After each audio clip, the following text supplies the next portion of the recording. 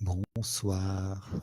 Bonsoir à tous et à tous ceux qui vont être en direct dès qu'ils auront vu que je suis en direct, et à tous ceux que je vais toucher, j'espère, après dans la rediffusion de cette vidéo. Ce soir, on est là pour la 4e émission, je crois, du live avec vous-même. Et j'ai pu lancer la publication que cet après-midi. Donc, il n'y a qu'une personne qui a pu répondre, donner un sujet. Donc, ce sera son sujet qu'on va choisir aujourd'hui. Ah, voilà, du monde qui se présente. Bonsoir à tous, à toutes, Caroline, Laurence. Et ceux que je ne vais pas voir parce que voilà, faut que je me recule un petit peu pour voir les choses.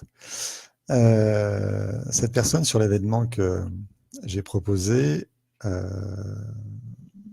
m'a proposé de parler des événements de vie qui se reproduisent. J'ai fait une traduction qui m'est personnelle, j'espère que ça correspondra à ce qu'elle veut, et si elle est en ligne tout à l'heure, elle pourra me corriger, me rattraper et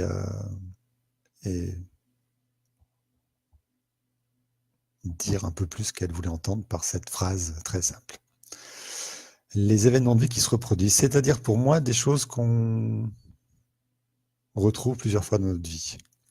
La plus fréquente étant, bonsoir Laure, bonsoir Laurence, la plus fréquente étant les ruptures, ou les gens qu'on rencontre qui sont les mêmes, ou les mêmes problèmes avec sa maison, ou lesquels encore? Donnez-moi des exemples dans le chat, en direct, et je vous parlerai de chacun des exemples, parce qu'ils vont peut-être avoir des sens différents, en fait. Alors, des sens précis différents, parce qu'en fait, pour moi, ils sont tous le reflet d'un mécanisme transgénérationnel. Oui, encore. Mais à des degrés différents. C'est-à-dire, si on parle de couple, il n'y a pas que le transgénérationnel qui va jouer, il y a aussi ce qu'on a mis, nous, ce qu'on a apporté, nous, dans ce couple, et du coup, pourquoi les choses se passent comme elles se passent. Si c'est des maisons qui s'écroulent, je dis n'importe quoi, au hasard, c'est pas ce que nos parents nous ont appris, en tout cas, puisque ça touche l'extérieur. Donc en fait, la partie transgénérationnelle va plus toucher des choses qu'on ne maîtrise pas, dans le sens où il n'y a pas quelqu'un d'autre qui en dépend. Échec sentimental avec les mêmes éléments, exactement. Du genre, je suis trahi, ou je suis abandonné, ou il disparaît de la planète du jour au lendemain, etc. Ça, c'est ce genre de choses qui vont avoir une partie transgénérationnelle et une partie de ce que vous avez appris ou mal appris ou pas pu apprendre, parce que c'est plus souvent ça, avec vos parents. Et du coup, bonjour Brigitte, et du coup, en allant chercher dans votre arbre généalogique, familial, alors vous allez me dire, oui, comment on fait? Je regarde le chrono et on en reparlera un peu plus tard. On va chercher à trouver la personne dont vous portez l'histoire dramatique, bien sûr. En fait, vous ne portez pas que des histoires dramatiques, vous portez aussi tous les bénéfices de vos ancêtres. Il y a des gens qui avaient des qualités, et vous portez ces qualités aussi. Il ne faut pas les nier. J'ai juste l'habitude d'aider les gens pour travailler. Ah voilà, Roots. Roots donne bonjour. On est sur ta question. Enfin, dans votre question. Est-ce que vous pouvez préciser ce que c'est les événements de la vie qui se répètent dans votre question? On va utiliser ça ce soir, donc parfait. On a le sujet ou l'auteur du sujet. Bonjour Daniel. Dom, est-ce que dans le chat, vous pouvez exprimer plus précisément votre idée pour que je parte sur la plus réelle? Après, je parlerai peut-être des autres, hein, bien sûr. Pendant que vous exprimez l'idée, je reste sur la mienne, du transgénérationnel, où on va chercher la personne dont vous dépendez, qui a vécu un drame. Un drame de, si c'est une femme, admettons, le drame de de se retrouver, c'est pas tout à fait se faire abandonner, c'est se retrouver toute seule avec ses enfants. Elle se retrouve toute seule avec ses enfants pour des raisons diverses et variées. Et la pire, c'est la mort de son mari. Si l'homme s'en va, elle a des raisons, un sujet, une colère, elle peut exprimer quelque chose. Okay, donc ça reste un drame, mais elle peut exprimer une émotion autour de ce drame-là. Si son homme meurt, elle n'a que sa tristesse.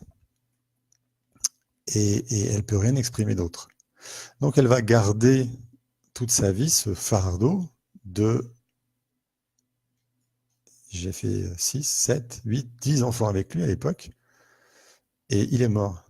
Je me retrouve toute seule avec ces 10 enfants. Alors que c'est, on le sait bien, le mari à l'époque qui a vraiment la charge financière de la maison. Donc elle doit travailler plus, elle doit faire des choses qui n'auraient pas dû exister de son vivant, puisque son mari était là pour ça. Et si vous portez son histoire, vous allez la répéter. C'est-à-dire que vous allez avoir dans votre vie à vous, d'adulte, à surmonter chaque fois qu'un homme part. Parce que, encore une fois, qu'il parte parce qu'il meurt ou qu'il parte parce qu'il quitte, le mot, c'est le même. Il est parti, il m'a abandonné. Okay, et on remonte dans l'arbre et on trouve cette femme, ces femmes, il y a peut-être des fois plusieurs, et ça peut être des hommes qui perdent leur femme, parce que ça marche dans les deux sens, même si on est femme. C'est-à-dire qu'une consultante femme qui vient me voir aujourd'hui, je ne vais pas chercher que les femmes qui perdent les hommes, je vais aussi chercher les hommes qui perdent leurs femmes, parce que ça arrivait souvent que les femmes mouraient en couche. Donc, on va chercher à travailler ce lien avec ses ancêtres, encore une fois, ces ancêtres très précisément choisis, en lien de date, comme je le fais moi, pas au hasard, pas parce qu'on connaît l'histoire ou parce que n'importe quoi d'autre. Non, notre cerveau inconscient, il est très précis, il est calé parfaitement sur les dates et on ne peut pas lui mentir. Et c'est impressionnant à voir d'ailleurs. Je pense qu'on fera une petite émission démonstration sur ça un jour, sur la puissance des liens des dates entre vous et vos ancêtres. Bref, et le but, c'est d'identifier cet ancêtre, donc, de faire le travail de constellation entre nous, au cabinet, pas au milieu de 25 personnes, de façon à vous décrocher de cette histoire transgénérationnelle, de façon à ce que vous soyez libre de cette histoire parce que vous avez enfin fait votre boulot. Rappelez-vous, vous êtes la solution biologique inconsciente pour résoudre le drame des ancêtres de vos parents. Vos parents n'ont pas résolu un drame qu'ils portaient de leurs ancêtres, ils se sont mis ensemble pour vous faire vous. Vous êtes donc la solution inconsciente de vos parents pour régler le drame de leurs ancêtres.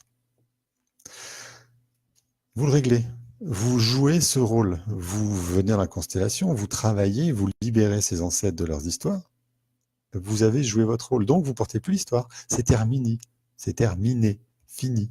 Terminé, c'est la contraction. Terminé, fini. Et vous êtes libre. Et donc, vous ne recommencerez pas le même échec encore une fois. Ah, il faut que je fasse défiler un petit peu.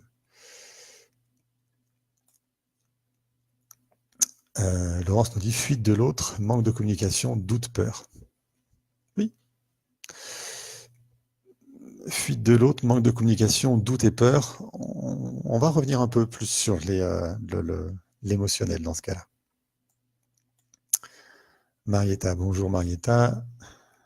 Sébastien, Lola, Fabien. Ok.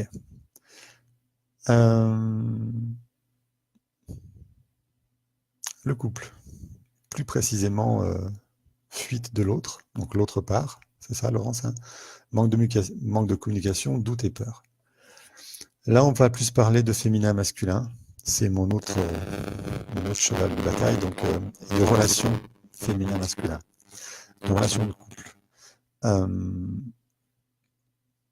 Si on répète les mêmes schémas de couple, c'est qu'il y a quelque chose en nous qui n'est pas réglé. C'est pas chez l'autre. Désolé. Si je prends l'exemple de Laurence, hein, c'est toujours Laurence qui parle, oui, de Laurence. Merci Caroline. Si je prends l'exemple de Laurence qui a toujours l'autre qui communique pas, qui a des doutes et qui finit par fuir, c'est que c'est chez vous, Caroline, que vous portez cette histoire et vous allez choisir vos partenaires parce que vous aurez à dépasser ça un jour. Comment ? En travaillant.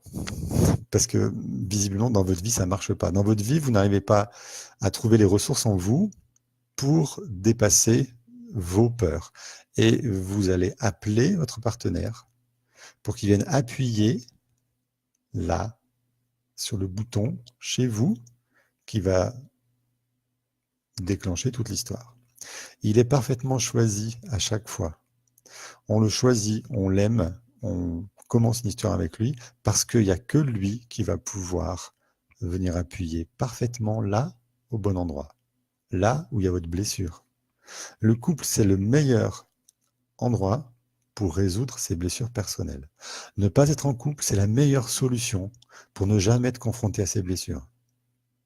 Restez célibataire, restez seul, restez à vous ennuyer, restez à ne rien partager si vous ne voulez pas évoluer. C'est le meilleur moyen, ok ? Pour évoluer dans la vie personnelle, il n'y a pas de meilleur moyen que le couple. Parce qu'il y a tout l'amour qu'on se porte l'un à l'autre qui va servir de ciment et de force, de ressources, en fait, pour traverser les douleurs de l'autre qui vient appuyer là. Ok ? Vous allez lui demander inconsciemment, abandonne-moi, communique pas, aie des doutes, aie peur, ou viens réveiller mes doutes, viens réveiller mes peurs. Parce que moi, j'ai besoin de les dépasser, et notre amour, ça va être la ressource qui va me permettre de dépasser ça. Ok ? L'autre n'est pas mauvais à la base, j'ai dit, dans le couple. Au bout de plusieurs années, il peut être très très mauvais, très très toxique. Vous pouvez aussi tomber sur un pervers narcissique. Ok. Encore une fois, pourquoi ? Pourquoi vous choisissez inconsciemment, bien sûr, vous n'êtes pas non plus des masos plus que les autres et plus que moi. Marietta, l'autre est plus que notre miroir. Il est notre miroir, on se voit dedans, d'accord ? Et on se voit encore mieux dedans si on a une concordance de date, si on est des jumeaux symboliques. Ça, c'est une petite parenthèse transgénérationnelle. Vous allez inconsciemment demander à l'autre d'appuyer où ça fait mal pour évoluer vous. Et vous allez répondre à sa demande inconsciente d'aller appuyer là où ça fait mal chez lui. Parce que lui aussi a besoin d'évoluer. Alors, j'avoue que je vois plus de femmes que d'hommes. Il y a des hommes qui viennent me voir, pas mal même. Et les hommes qui viennent me voir, ils sont prêts à changer. Et ça demande de calmer beaucoup son ego masculin pour dire j'ai besoin d'aide et je veux changer quelque chose. Il y a quelque chose qui ne va pas chez moi. C'est une grande avancée pour les hommes qui commencent à s'ouvrir à la thérapie et à changer leurs histoires. Parce que malgré tout, il reste ceux qui font mal aux femmes, puisque physiquement, ils ont une plus grande puissance. Et tant que l'homme ne sera pas soigné et ne pourra pas utiliser sa puissance au service de la femme, voilà, Ruth nous repose sa question. Pourquoi j'attire toujours des hommes volages et qui finissent par me dire que je les gêne dans leur vie ? Parfait. Celle-là, elle est bien. Et bien, c'est ça. Je vais parler des pervers narcissiques, je vais parler de tout ça. Vous attirez toutes, je vais parler au nom des femmes. Pardon, messieurs qui êtes là ce soir.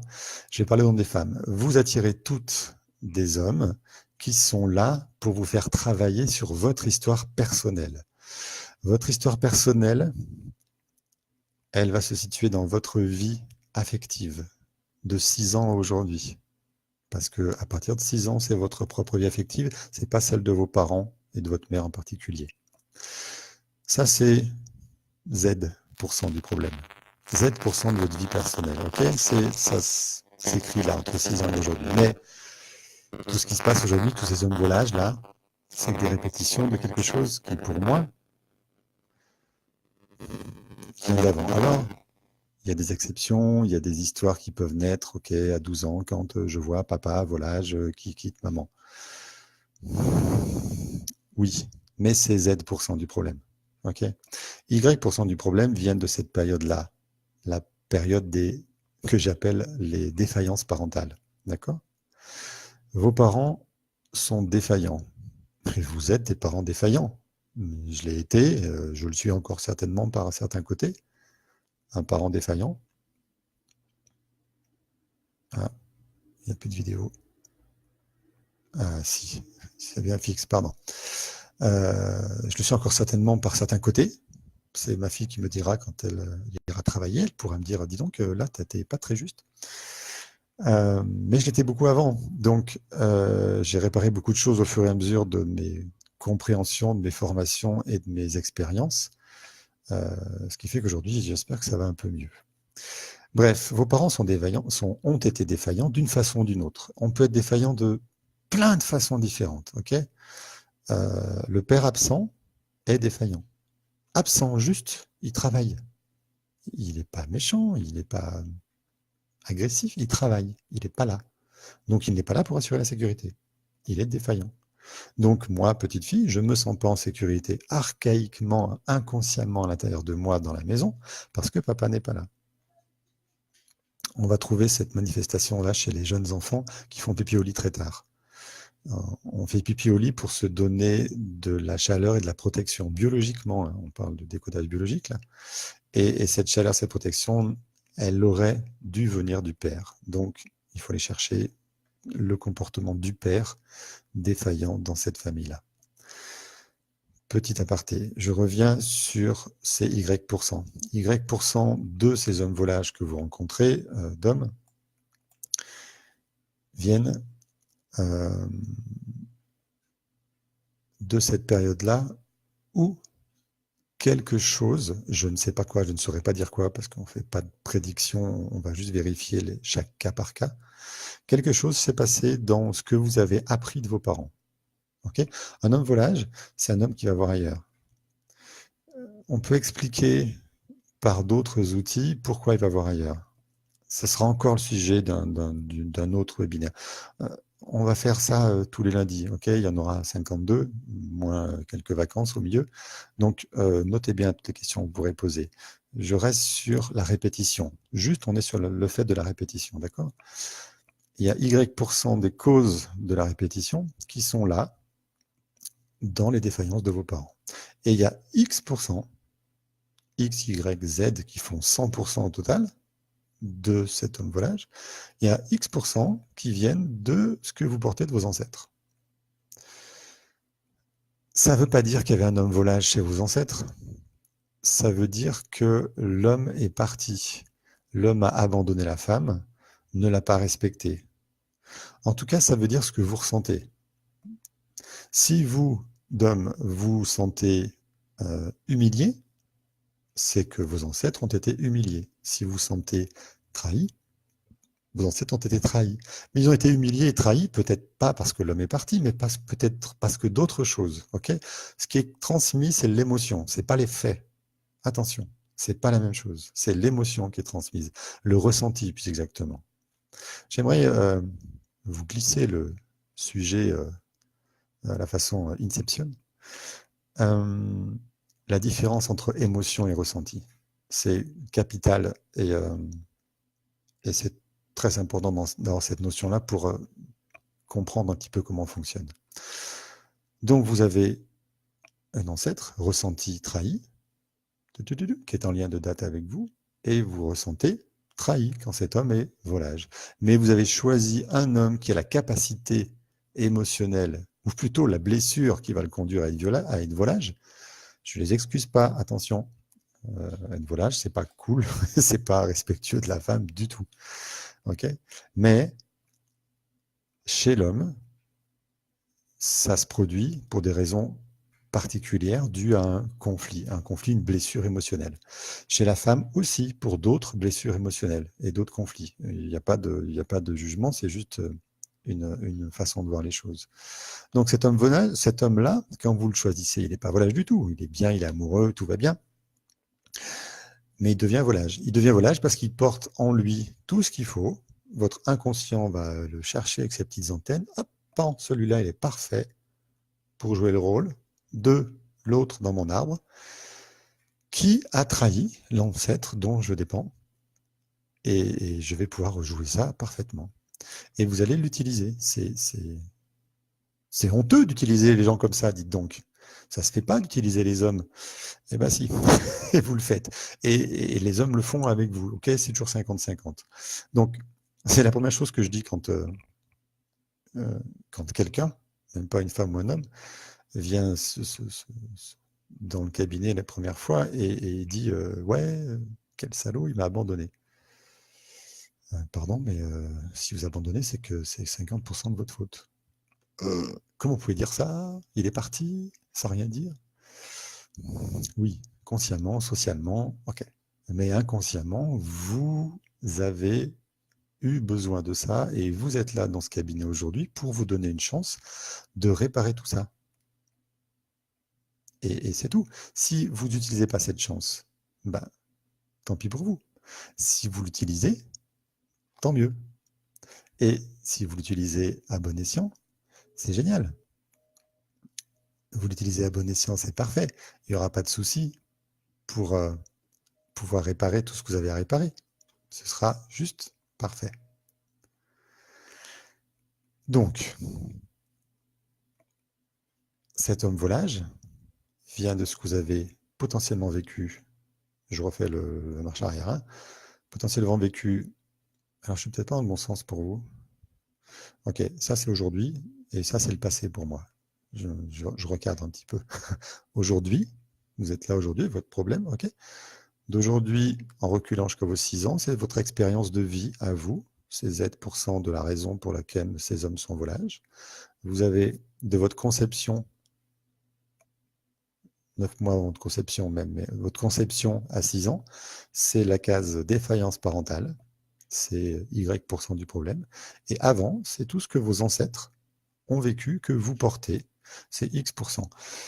D'hommes, par exemple, je ne sais pas, absolument pas, à combien se monte X, Y et Z. Je n'en sais rien, elle me pose juste le sujet. D'accord? Mais je sais que potentiellement, je vais avoir à trouver, pour travailler le mieux, le plus vite possible, dans quelle case le problème se situe, puisque plus on va travailler le sujet qui porte le plus de pourcentage, plus vous comprenez bien que ça va aller vite. Le but, c'est d'aller vite, hein, c'est pas de pas traîner. Oui, tout le monde ce soir. Aude, bonjour. Fab, Ghislaine, Martine, Roselyne. Très bien. Très bien parce que c'est vraiment ouvert. Posez vos questions. Alors, ouais, une demi-heure, c'est presque fini déjà. Alors, j'étais en retard, je vais faire un peu de rame. Mais je vous rappelle le principe. Je vais créer un événement. Là, je vais me forcer à le faire tout de suite. Je vais créer un événement sur ma page pro que je vais partager sur ma page perso parce que sur Facebook, ça marche comme ça. On ne peut pas inviter des gens sur sa page pro, il faut passer par sa page perso. Donc voilà, j'ai encore beaucoup de monde sur ma page perso qui n'a pas transféré sur la page pro. J'ai un petit message au passage. Abonnez-vous à ma page pro plutôt, parce que c'est là que le sujet professionnel est important. Donc, je vais refaire un événement sur ma page pro où vous allez me donner le sujet du prochain live. Et en 30 minutes la prochaine fois, je vous donnerai mon approche de ce sujet-là. D'où ça vient, de quoi ça vient précisément. Si on avait eu un sujet, je ne vais pas dire plus précis, parce que le vôtre était précis, Dom. On l'a eu un peu tard, mais il aurait fallu pouvoir discuter avec vous pour rentrer précisément et avoir commencé une idée c'est plutôt Z%, 6 ans aujourd'hui, c'est plutôt chez vos parents ou c'est plutôt chez vos ancêtres. Ça aurait été intéressant à le faire en direct. J'aime bien faire le direct, c'est vraiment le top. Ok. Est-ce que c'est ça aussi qu'on appelle les mémoires bloquantes? Oui, Caroline, exactement. Les mémoires bloquantes, c'est les mémoires de vos ancêtres qui vous bloquent dans votre vie. Euh, c'est marrant, je suis en train de terminer la promotion de même 3 stages que je vais faire. Le 21 septembre, je fais une journée de formation, donc 8 heures, pendant laquelle je vais vous donner mes 15 années d'expérience pour construire son arbre généalogique. Comment on trouve ses ancêtres? Parce que les gens me disent « Ouais, mais je ne sais pas faire, moi, mon arbre, je ne sais pas. » Ok, bah, il y a plein de livres, il y a plein de forums, il y a plein de choses. Mais ça, on passe du temps à apprendre et apprendre des choses souvent qui servent. Pas qui servent pas à grand-chose, c'est pas vrai, mais on a du mal à les classer. Moi, ce travail-là de construire son arbre, ça fait 15 ans que je le fais. Je me tiens à jour de tout ce qui se fait aujourd'hui sur le net et compagnie.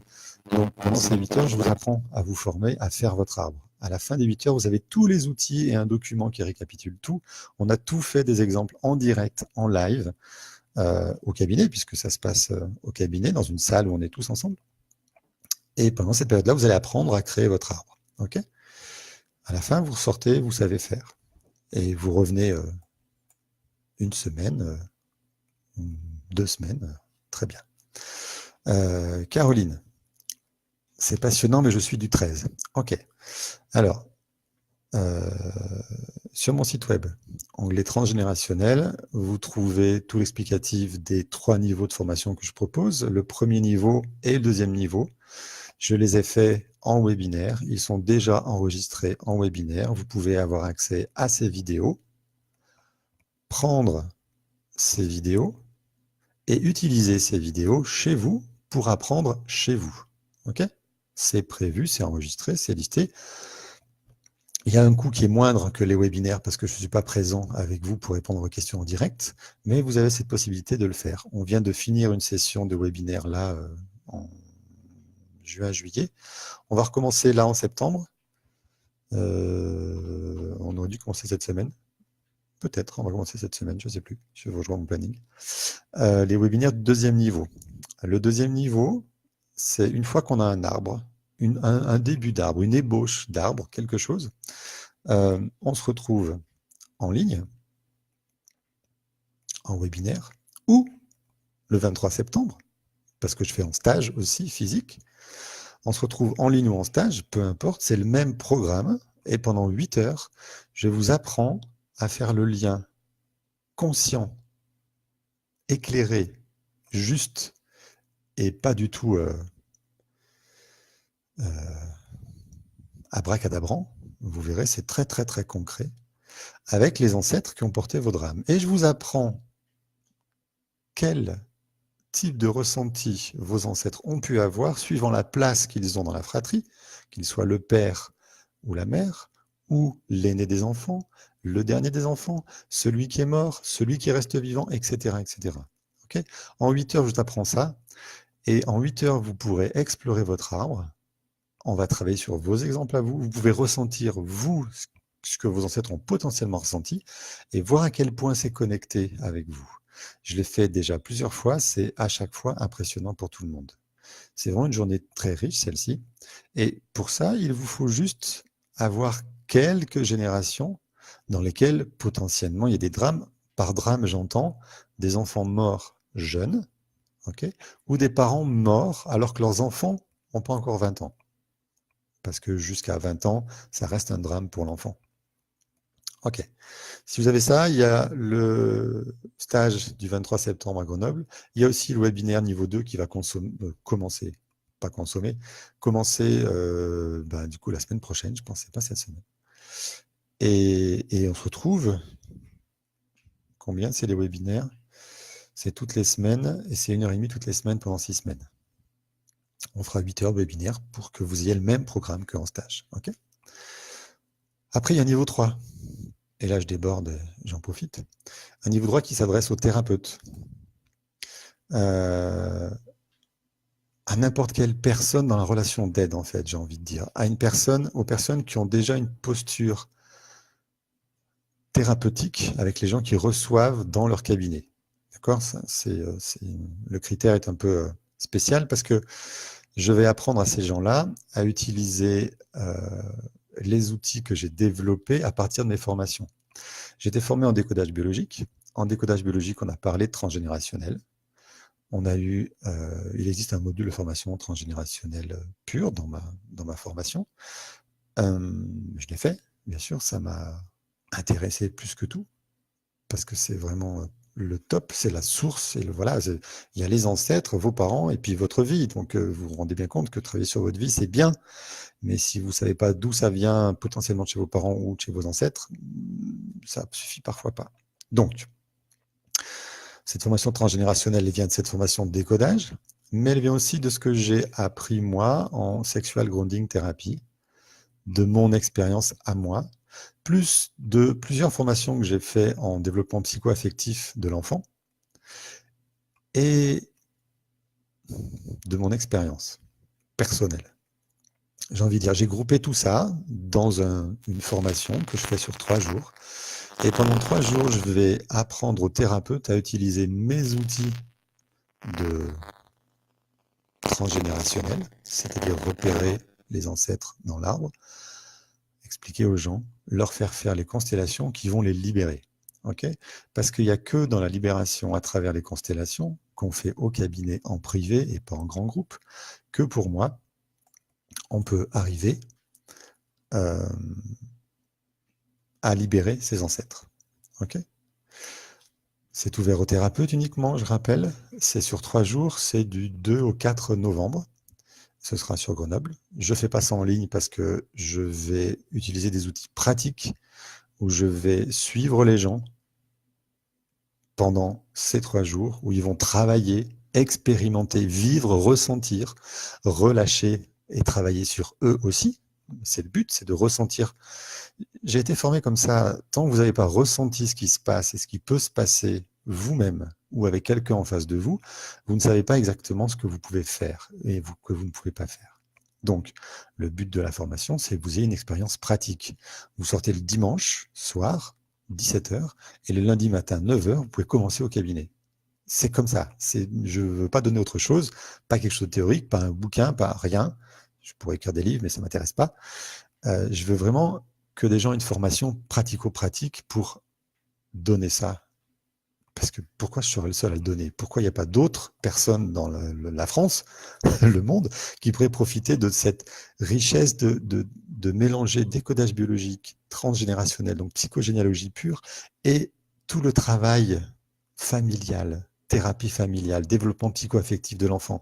Il y a des miracles qui se produisent quand on fait les 3, et c'est vraiment génial. Il y a quelques personnes du public, là. Margot, très intéressant. L'arbre généalogique est impossible à faire si vous venez d'un pays qui n'a plus ses archives. Okay, tant que vous venez d'un pays qui a encore ses archives, c'est possible. On peut faire l'arbre généalogique. Si vous venez d'un pays qui n'a plus ses archives, on va travailler différemment, sur un autre plan, mais on pourra faire le travail. Pas dans cette précision-là et pas dans le cadre de ces formations-là. Ok ? Bref, merci Dom pour ce sujet de ce soir qui permet d'ouvrir sur plein de choses. Pour résumer, s'il y a des schémas répétitifs dans votre vie, ça vient toujours de quelque chose qui s'est passé avant. Ok ? Bien sûr, ça se répète, il y a un début. Ok ? Le début, c'est quand ? Pour ma question, quand est-ce que ça a commencé ? Première fois. Et en fait, la première question exacte, c'est quand est-ce que vous avez déjà ressenti ce que cet événement vous fait ressentir ? Pas qu'est-ce qui s'est passé. Parce que ce qui s'est passé, ce sont des faits. Votre ressenti est plus important que les faits. N'oubliez pas ça. Ce que vous ressentez, c'est ce qui prend racine dans votre inconscient et ce qui va faire germer les conflits. Ok ? Et les problèmes derrière. Donc ça s'est passé dans votre vie. Hop, dans cette partie-là. Ça s'est passé dans votre vie, avant 6 ans, avec vos parents, de votre conception à 6 ans, potentiellement. Ok ? Vous avez peut-être... mais je ne vais pas donner d'exemple, je n'en ai pas de concret. Là, que vous me donnez dans le chat ce soir. Et ça s'est passé potentiellement chez vos ancêtres. Et vous portez cette histoire. Et vous ne le savez pas que vous portez cette histoire. Parce que si vous le saviez, vous auriez réglé le problème. Souvent, on vient me voir avec son âne, et voilà, je suis le double de ma grande-tante qui a perdu son enfant. Et alors, si vous le savez, il n'y a plus de problème.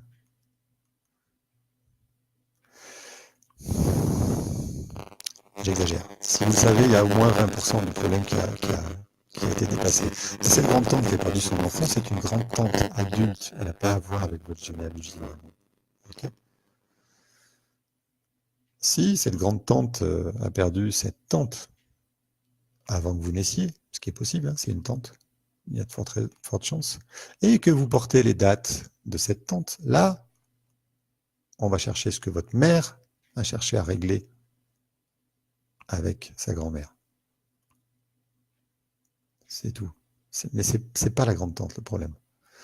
C'est votre mère. Elle a cherché une solution pour remplacer cette tante, sa sœur. Pourquoi? Parce que sa mère était touchée. Bref, on va pas faire de transgénérationnel ce soir. On s'est arrêté au cycle. Et